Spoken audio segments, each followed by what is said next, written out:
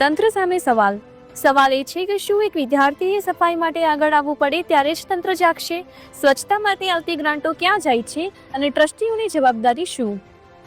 આ યુવાને સાબિત કર્યું છે કે જો ઈચ્છા શક્તિ મજબૂત હોય તો એકલો માણસ પણ સમાજમાં પરિવર્તન લાવી શકે છે.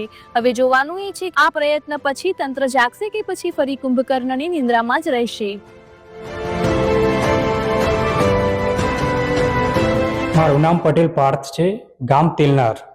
મારો અભ્યાસ અત્યારે MBA ચાલુ છે. અત્યારે મતલબ વેકેશનના કારણે 1-2 મહિનાના વેકેશનના કારણે હું દિલ્હી કેદારેશ્વર મહાદેવ તેલનાર આવતો હતો રોજ બેસવા માટે.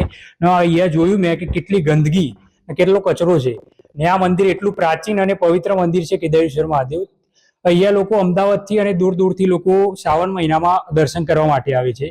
તો અહીંયા મતલબ બહુ ગંદકી છે અને કોઈ સુવિધા છે નહીં. તેના માટે પછી અમે મિત્રો બધા ભેગા થઈને ચેલેન્જ શરૂ કર્યું 30 દિવસનો કે આ જેટલું બને એટલી જલ્દી આ કેદારેશ્વર મહાદેવની અમારાથી જેટલું થઈ શકશે એટલું અમે સાફ કરીશું અને સુંદર અને પવિત્ર બનાવીશું ફરીથી.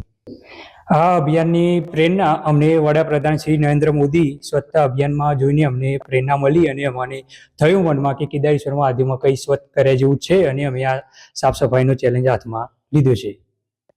જય હિન્દ, જય ભારત માતા કી જય.